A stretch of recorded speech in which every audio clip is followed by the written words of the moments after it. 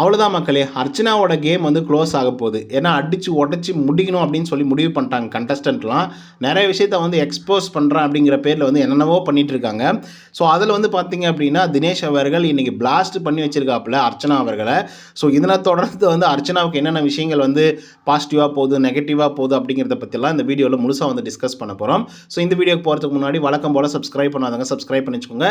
லைக்கை போட்டு வீடியோ பாருங்கள். வாங்க இந்த வீடியோக்குள்ளே வந்து போகலாம். ஏன்டா இப்படிலாம் அர்ச்சனாவை பற்றி இப்படி பேசுகிறேன் அப்படின்னு சொல்லி நீங்கள் கேட்கலாம். ஏன்னா அவங்க ஸ்ட்ராங்காக இருக்காங்க, ஓட்டிங்ஸ் நாங்கள் போட்டுட்ருக்கோம் அப்படிங்கிற மாதிரி நீங்கள் நினைக்கலாம். பட் அர்ச்சனாவுக்கு நேற்றுக்கு இருந்தே வந்து பார்த்தீங்க, நேற்றுக்கு இல்லை லாஸ்ட் வீக்கில் இருந்தே அவங்களுக்கு வந்து ஃபுல் நெகட்டிவாக தான் வந்து போயிட்டுருக்கு. இது ஏன் சொல்கிறோம் அப்படின்னு பார்த்தீங்கன்னா, பிஆர் டீம் இருக்குது அப்படின்னு சொல்லிட்டு ஒரு விஷயத்தை வந்து ஓப்பன் பண்ணி விட்டாங்க. அதுக்கப்புறம் பாட்ஸ் ஓட்டிங்லாம் வருது அப்படின்னு சொல்லிட்டு இன்னொரு விஷயத்தை வந்து ஓப்பன் பண்ணி விட்டாங்க. அதுக்கப்புறம் மாயா தான் சிறந்த பிளேயர், அவங்களுக்கு நாங்கள் வந்து வெளியே இருந்தோம் அப்படின்னாக்கா கண்டிப்பாக ஃபேனாக இருப்போம் அப்படின்னு சொல்லிட்டு 3லேருந்து 4 பேர் அவங்களுக்கு ஓட் பண்ணாங்க. அர்ச்சனா அவர்கள் வந்து பார்த்திங்க அப்படின்னா யாருமே கண்டுக்கவும் இல்லை. இன்றைக்கி மார்னிங் ஆக்டிவிட்டி டாஸ்க் வந்து கொடுத்துருக்குறாங்க. அந்த மார்னிங் ஆக்டிவிட்டி டாஸ்க்லையும் அர்ச்சனா அவர்களை வந்து பொழந்து கட்டிருக்காங்க அப்படின்னு தான் வந்து சொல்லணும்.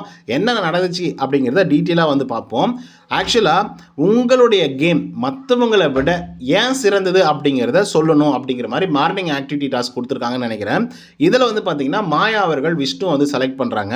செலக்ட் பண்ணது மட்டும் இல்லாமல் என்ன சொல்கிறாங்கன்னா விஷ்ணுவை பற்றி, அவர்கிட்ட ஒரு விஷயத்தை வச்சு சுரண்டனா போதும், அவர் வேறு மாதிரி ஒன்று பண்ணி மொத்தமாக அப்படியே பிளாஸ்ட் பண்ணி விட்டுருவார் அப்படிங்கிற மாதிரி விஷ்ணுவை பற்றி மாயா சொல்கிறாங்க. அது ஓகே, அது ஏற்றுக்கொள்ள ஒரு விஷயம்தான்.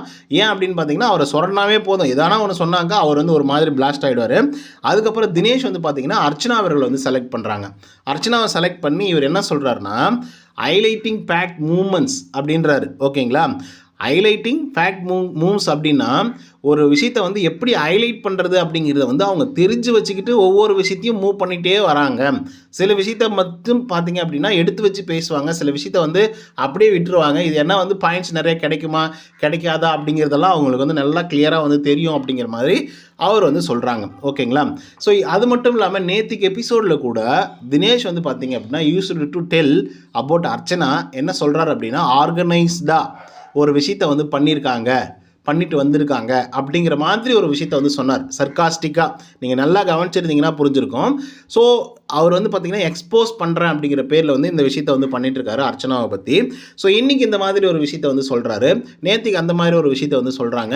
ஸோ இது வந்து பார்த்திங்கன்னா அர்ச்சனாவோட ஃபேன்ஸுக்கும் சரி, அர்ச்சனாவுக்கும் சரி, ஓட்டிங்ஸ்லையும் சரி, வின் பண்ண வைக்கிறதுலையும் சரி மிகப்பெரிய ஒரு சிக்கலை உண்டாக்கும் அப்படிங்கிறதுல மாற்றுக்கிறதுல. ஏன்னா ஆல்ரெடி லாஸ்ட் வீக்கில் நான் முன்னே சொன்ன மாதிரி பிஆர் ஓட்ஸு, பாட்ஸ் ஓட்ஸு அதெல்லாம் வந்து அர்ச்சனாவுக்கு வருது அப்படிங்கிற மாதிரி ஒரு கண்ணோட்டம் எல்லாருக்குமே இப்போ ஓரளவுக்கு வந்துடுச்சுன்னு நான் நினைக்கிறேன். ஆமாம் இல்லை அப்படின்னு யோசிக்கிற லெவலுக்கு இவங்கெல்லாம் பண்ணிட்டு இருக்காங்க. அதே மாதிரி மாயா வந்து சிறந்த பிளேயர் அப்படின்னு சொல்லிட்டு எல்லா கண்டஸ்டன்ட்டும் சொல்கிறாங்க. அப்போ நம்ம தான் தப்பாக புரிஞ்சுட்டு இருக்கோமோ அப்படிங்கிற மாதிரி கேள்வியும் எல்லாருக்கும் வர ஆரம்பிச்சிருக்கு. இப்போ தினேஷ் இந்த மாதிரி சொல்லிட்டாப்ல. அதுக்கு அடுத்து தான் மணி வராரு. மணி வந்து என்ன சொல்கிறார் அப்படின்னு பார்த்தீங்கன்னா அர்ச்சனா சின்ன சின்ன விஷயத்தை கூட ஊதி பெருசாக்கி அதில் வந்து பார்த்திங்கன்னா குளிர் காயக்கூடிய ஒரு ஆள் அப்படிங்கிற லெவலுக்கு வந்து பார்த்திங்கன்னா மணிச்சந்திரா அவர்கள் அர்ச்சனாவை வந்து சொல்கிறாங்க. ஸோ இப்போ தினேஷ் அண்ட் அர்ச்சனா மணி இவங்க 2 பேருமே அர்ச்சனாவை போட்டு பொலன்னு பொழந்துட்டாங்க. அதுக்கப்புறம் விஜய் வர்மா வந்து பார்த்திங்கன்னா என்ன சொல்கிறாருன்னா தினேஷ் வந்து இப்போ வரைக்குமே பேகேஜ் வந்து கேரி பண்ணிகிட்ருக்காரு, ஆஸ் எ ஜென்யூனாக நான் சொல்கிறேன் அப்படிங்கிற மாதிரி நம்ம விஜய் வந்து பார்த்திங்கன்னா தினேஷை வந்து சொல்கிறாப்புல. ஸோ இப்படி பார்க்கும்போது அர்ச்சனா அவர்களுக்கு பயங்கர காண்டாயிடுது. என்னடா இவனுங்க என்ன போய் இப்படி வந்து ஒவ்வொரு விஷயத்தையும் ஹைலைட் பண்ணி காட்டணும் அப்படின்ற மாதிரி சொல்கிறாங்க. அதுக்கப்புறம் வந்து பார்த்திங்கன்னா சின்ன சின்ன விஷயத்தை ஊதி பெருசாக்குறாங்க அப்படிங்கிற மாதிரிலாம் வந்து சொல்கிறாங்க. ஆக்சுவலாக அது எனக்கு நடந்த பிரச்சனை எனக்கு தான் தெரியும், அது எனக்கு ஒரு பிரச்சனையாகவே இருக்குது அப்படிங்கிறது எனக்கு தான் தெரியும். அது வேணால் உங்களுக்கு சாதாரணமான ஒரு விஷயமா இருக்கலாம், ஆனால் அந்த ஒரு விஷயம் என்னை வந்து ஹர்ட் பண்ணுது அப்படின்னா அது நான் பெருசாக்கிறதுல ஒன்றும் தப்பு இல்லை அப்படிங்கிற லெவலுக்கு வந்து பார்த்திங்கன்னா அர்ச்சனா வந்து ஃபீல் பண்ணுறாங்க முதல் ப்ரோமோவில். அண்ட் செகண்ட் ப்ரோமோவும் வந்து பார்த்திங்கன்னா இன்றைக்கி இமீடியட்டாக வந்து ரிலீஸ் ஆகிடுச்சு. அதை நீங்கள் பார்த்துருந்துருப்பீங்கன்னு நினைக்கிறேன். ஒரு சிலர் வந்து பார்த்துருந்துருக்க மாட்டீங்க. ஸோ அதில் வந்து பார்த்திங்கன்னா என்ன நடக்குதுன்னா அர்ச்சனா போய் பேச போகிறாங்க. அர்ச்சனா போய் பேச போகும்போது இவங்க அதாவது தினேஷ் அப்புறம் மணிச்சந்திரா இவங்க 2 பேர் வந்து இந்த மாதிரி அர்ச்சனாவை பற்றி தப்பாக சொன்னாங்க இல்லையா. ஸோ அதுக்கு வந்து டிபெண்ட் பண்ணி பேசுகிறதுக்காக அர்ச்சனா போய் நிற்கிறாங்க. ஸோ இந்த மாதிரி நான் ஒரு பொண்ணாக இருக்கேன் அப்படின்றதே எனக்கு தெரியாது, கிடையாது, ஆக்சுவலாக நீங்கள் சொல்கிற மாதிரிலாம் நான் கிடையவே கிடையாது அப்படிங்கிற மாதிரி சொன்னது மட்டும் இல்லாமல் ஒருத்தரை பற்றி இவங்க வந்து பார்த்திங்கன்னா எக்ஸ்ப்ளனேஷன் கொடுக்குறாங்க. குறிப்பாக வந்து தினேஷ் பற்றி, அப்புறம் விஜய் வர்மா பற்றி, அதுக்கப்புறம் வந்து பார்த்திங்கன்னா மணிச்சந்திரா பற்றி அப்படிங்கிற மாதிரி வந்து கொடுக்குறாங்க. ஸோ இப்படி கொடுக்கறதுனால தினேஷ்க்கு வந்து பயங்கர காண்டாயிடுது. ஏங்க நீங்கள் சும்மா உங்களை டிஃபெண்ட் பண்ணி பேசாதீங்க, ஓகேவா? எங்களுடைய கேமை விட உங்களுடைய கேம் ஏன் சிறந்தது அப்படிங்கிறத மட்டும் கம்பேர் பண்ணி வந்து சொல்லுங்கள்.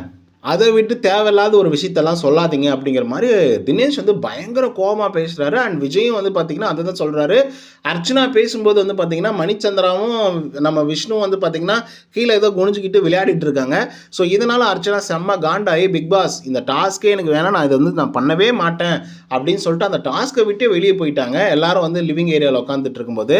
ஸோ இருக்கிறதே 6 பேர். அந்த 6 பேரில் 3 பேர் வந்து அர்ச்சனாவை குத்துன்னு வந்து குத்துனாங்க அப்படின்னா, மீதம் இருக்கக்கூடிய விஜய் வந்து பார்த்தீங்கன்னா மாயாவுக்கு சப்போர்ட்டு, அது மட்டும் இல்லாமல் தினேஷை வந்து செய்யணும்னு முடிவு பண்ணிட்டாப்புல. அதே மாதிரி மாயா வந்து விஷ்ணு வந்து கை காமிச்சிட்டாங்க. மீதி இருக்கக்கூடிய ஆட்கள் எல்லாருமே வந்து பார்த்தீங்கன்னா அர்ச்சனாவை குத்த ஆரம்பிச்சிட்டாங்க. ஸோ இதுக்கு இடையில் வந்து பார்த்தீங்கன்னா அர்ச்சனா டைட்டில் வின் பண்ணுறாங்க, ஓட்டிங்ஸ் வருது, அதெல்லாம் வேறு. ஆனால் அர்ச்சனா மேலே ஒரு பர்சனல் கரேஜஸ் வந்து இருக்குது, பேக்கேஜஸ் வந்து இருக்குது அப்படிங்கிறது மட்டும் வந்து பார்த்தீங்கன்னா நல்லா தெளிவாக தெரியுது.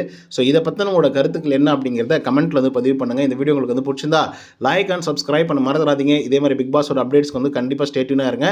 இன்னொரு தோழன் சந்திக்கிறேன். until then bye from Uday. நன்றி, வணக்கம்.